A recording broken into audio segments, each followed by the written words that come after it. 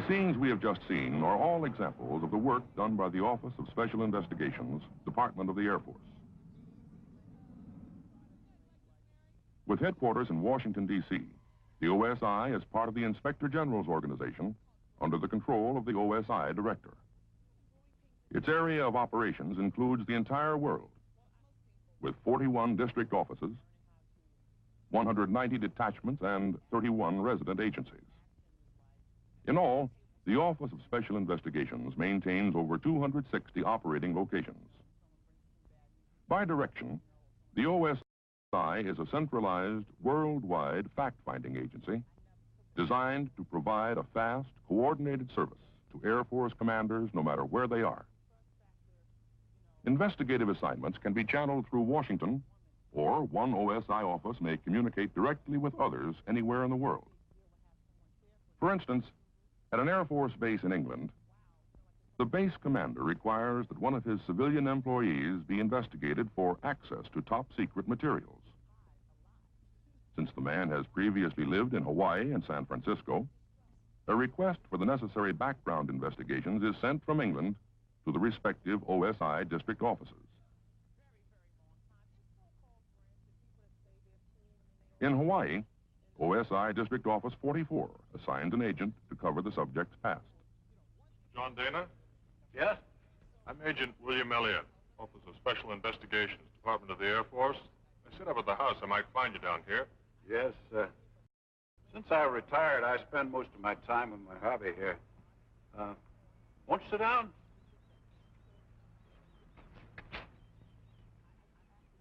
Now, what can I do for you? Well, we're conducting a background investigation on a man we believe was one of your former employees. I'd like to ask you a few questions about him. I've employed a lot of men in my time. I hope I can remember the one you're interested in. What's this all about? Well, we're considering this man for a position of trust. While this investigation is proceeding in Hawaii, OSI District 19 in San Francisco has also been contacted. They determine that the subject's former wife, from whom he has been divorced, has moved to New York. There, no record of a woman by that name exists, and the apartment house address given is today a parking lot. Calls are made to the telephone and utility company that service the building and to the real estate firm that managed the property. From their files, the names of persons are obtained who were former residents of the demolished apartment house. The landlady is located. She remembers the woman very well and even has a recent photograph of her cut from a newspaper. She identifies her as an actress whose stage name is now Elizabeth Collins. A call to Actors Equity, the Actors Union, locates Miss Collins.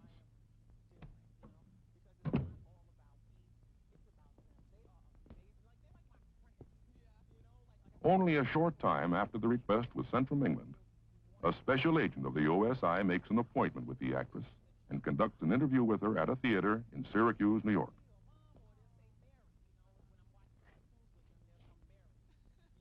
Meanwhile, in Washington, D.C., in a building not far from the Capitol, a search is being made of the OSI files.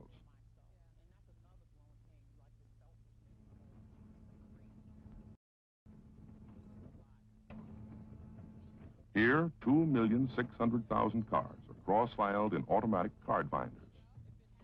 With the push of a button, file cards referring to similar names as that of the subject are located.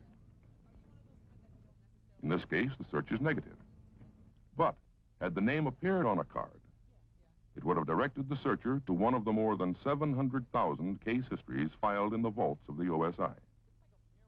Similar index systems and case histories are kept in Washington by other investigative agencies, such as the FBI, the Office of Naval Intelligence, the State Department, the CIA, the Intelligence Corps of the Army, and several others. A search of these files is known as an NAC, a National Agency Check. These are made primarily to help qualify those who require a secret clearance. But in this case, both an NAC and a complete background investigation requiring many more personal interviews will be conducted before all the facts are assembled. The results of the investigation are presented to the commander in England.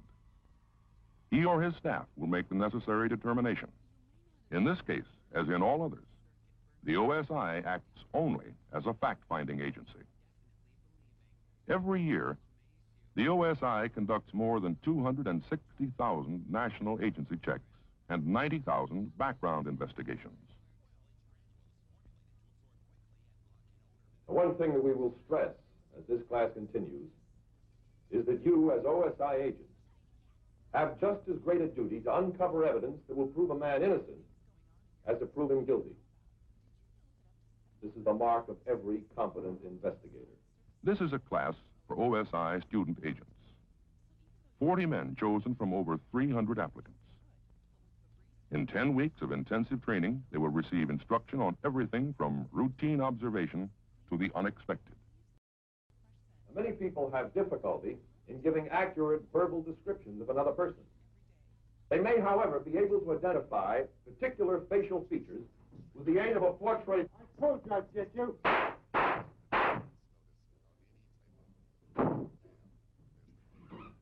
Okay, men, let's get back in our seats.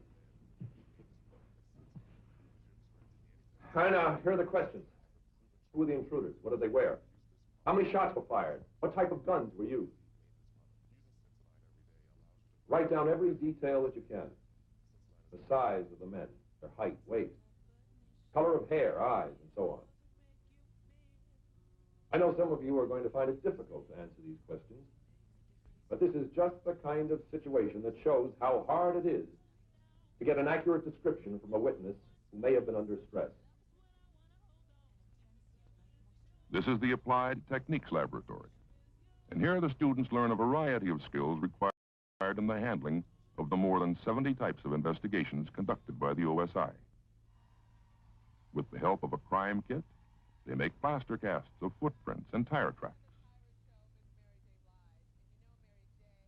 They use molds to preserve marks of burglar tools on jimmied doors and a damaged safe.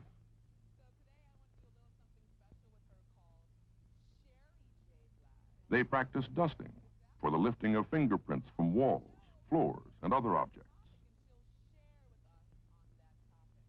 They collect and preserve any type of evidence for laboratory analysis. These men come from many career fields within the Air Force. Administrative personnel, aircraft mechanics, ROTC, electronics technicians, air police, and a former flyer. All are being trained to be professional investigators, to gather facts and to be meticulous in the sketching and recording of everything that even remotely may be connected with a crime.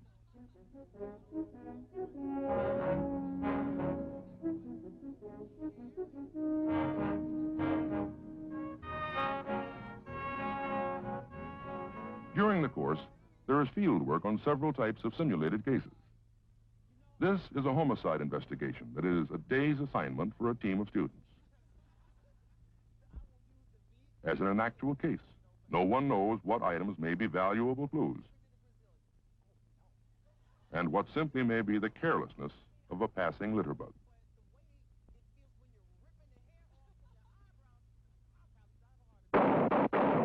Keep firing. Clear and holster your weapons. Relay 2 on the line. Move. Upon completion of small arms training, the class is about to graduate. Soon, these men will join the ranks of many skilled OSI agents already in the field. Is the line ready? Fire.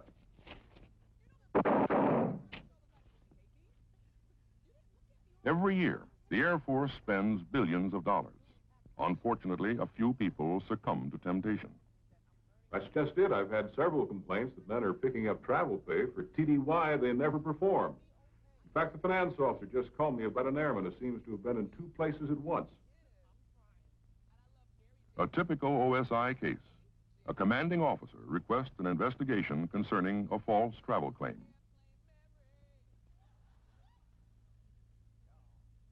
The OSI agent assigned to the case compares travel orders with the claim submitted.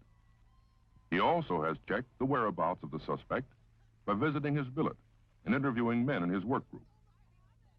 And then, after the evidence has been gathered, the man is called in for questioning. Now that I've read your Article 31, I must explain that you don't have to answer any questions I ask you. You may remain silent and consult with legal counsel. Now, I've been assigned to investigate your claim against the government for travel pay for a TDY trip. The allegation is you didn't take it. And I must warn you that anything you tell me may be used in evidence against you. Here we see illustrated the procedure that the OSI follows before an interrogation. Suspects are always given an opportunity to tell their side of a story, but only after they have been fully advised of their legal rights.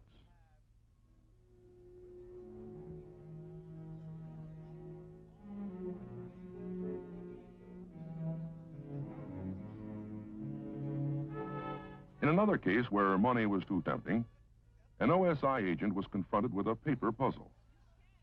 A contractor complained that the award of an Air Force contract had been improper. Yet on the surface, everything seemed to be in order. An invitation to bid, bids from reputable companies, and the contract awarded to the lowest bidder. Still, on looking things over, the agent's intuition told him that something was wrong. And then the answer came to him. There were no folds in the unsuccessful bids. This indicated that they probably had not been mailed. On checking, this was confirmed. The higher bids had been forged and placed in the file. Collusion existed in the submission of bids, and a crime had been committed.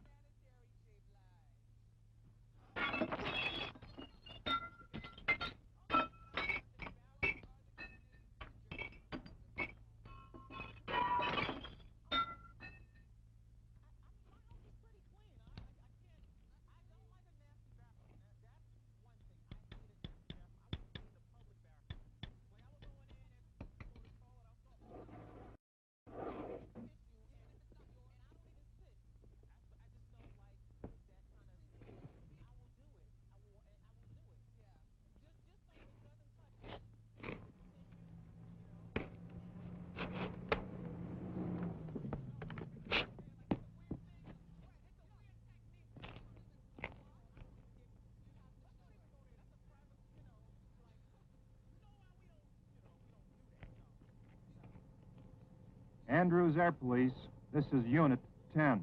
Go ahead, Unit 10. There's been a break into the main exchange. Stand by. We'll send another patrol and call the OSI. Here is another type of case handled by the OSI. Breaking and entering at an Air Force installation. As usual, emphasis is on thoroughness and the use of professional techniques in gathering and preserving the evidence. The jewelry case is photographed and dusted for fingerprints.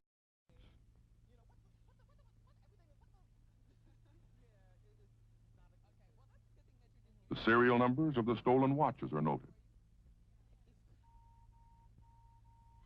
A piece of torn cloth is recovered. Since this case involves the theft of government property, the FBI is notified. The local police will also be furnished with complete information on the stolen items.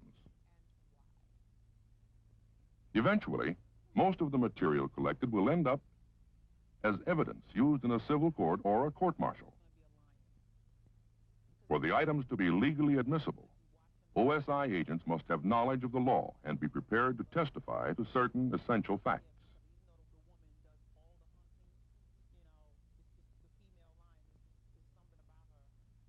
Evidence must be specifically identified, and testimony must be given to show where, when, and how the item was collected, and what connection and significance there is between the item and the offense being tried. To help in supplying these facts, OSI evidence identification tags are attached to each object. They carry the item's complete history. In this manner, piece by piece, the jigsaw is assembled.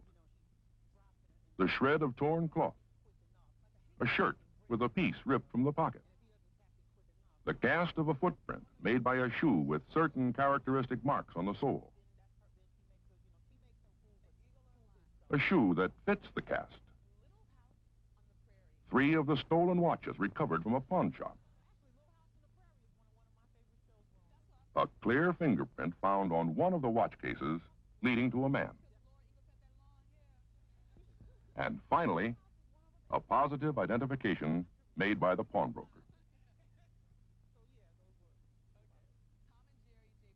One more of the nearly 16,000 criminal investigations handled each year by the OSI seems well on its way to a solution.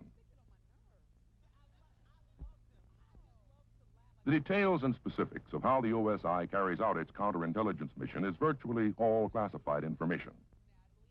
However, in general, this mission has 2 main objectives. First, to provide Air Force commanders with a counterintelligence investigative service. Second, to collect, analyze, and disseminate information pertaining to espionage, sabotage, and subversive activities which may affect or be of interest to Air Force commanders. These men are OSI agents who, in the past months, have been exposed to intensive training in a variety of subjects before reporting to overseas assignments. In certain parts of the world, the laws and customs differ from ours, and knowing them is one part of the job. Proper etiquette and the niceties of protocol are always important when dealing with officials of another country.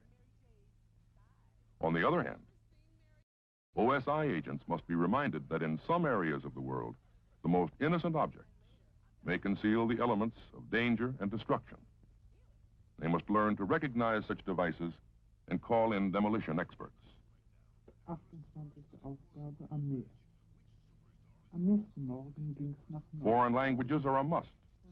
And while OSI agents learn these at accredited schools and colleges, keeping in practice is essential. Dort hatten sie sich für einen Monat in einer fremden.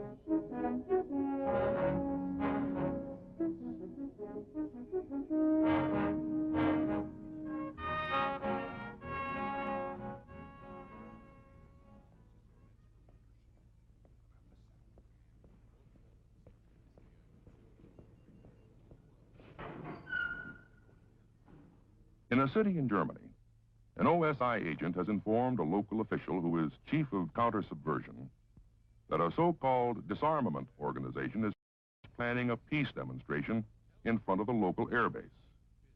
Because of the planned size of the demonstration, the OSI is concerned for the safety of the installation and its personnel. The German official has some additional information of significance. Wie ich befürchtete, wir haben in dieser Angelegenheit vertrauliche Informationen erhalten. Hier, sehen Sie sich das einmal an. Aha, das haben wir vermutet. Darum hatte ich Sie gebeten... His service reports that this is not an isolated incident, but one of many planned. This information is immediately sent to OSI Washington and to other OSI districts in Europe. In Washington, OSI assembles bits and pieces of facts, rumors, and suspicions, and then compares them with reports from other United States intelligence and security agencies. Soon the picture is confirmed. Demonstrations also have been organized in other countries. They will be directed by various known Communist Front organizations.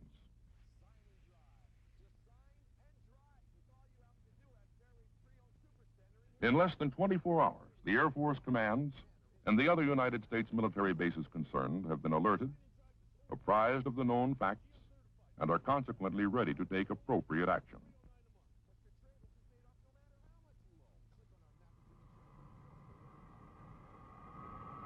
This is Air Force One, the official plane of the President of the United States. It is leaving an Air Force base after a visit by the President.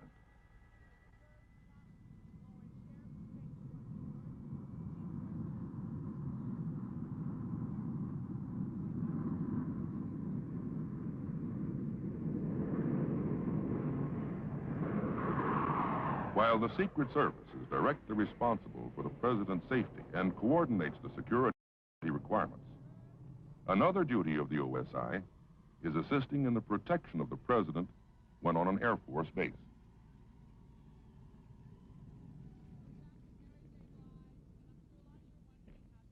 The agents chosen for this work receive special training and are picked from men whose background and experience particularly qualifies them for this assignment.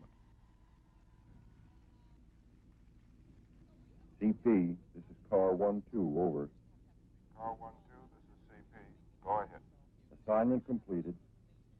Take off without incident, over. Roger. Return to CP and check in. 10-4, CP.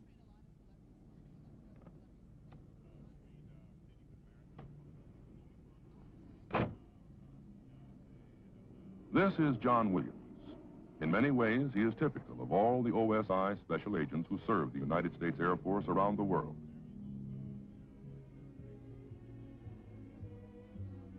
Age, 38. 14 years in the Air Force, 12 years with the OSI. Married, 3 children. Fluent in a foreign language. Cleared for top secret. Salary, $6,000 to $8,000 per year. He loves his work, and his loyalty isn't for sale.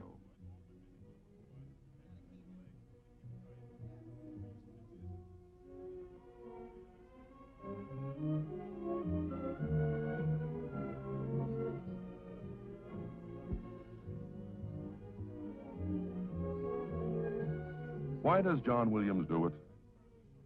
For one thing, he is by choice a career man in the Air Force. He knows that he's part of the Air Force team performing an important job. He knows that in today's world, threats to our security and to the Air Force take many forms. It may be the simple theft of some government property.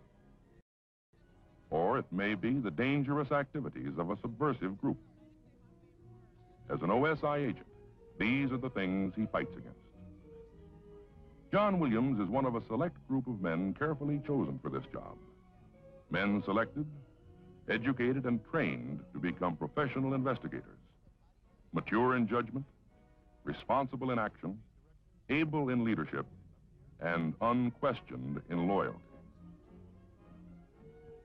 These are the agents of your OSI, a worldwide organization whose mission it is to provide criminal, counterintelligence, and special investigative service for all Air Force commands.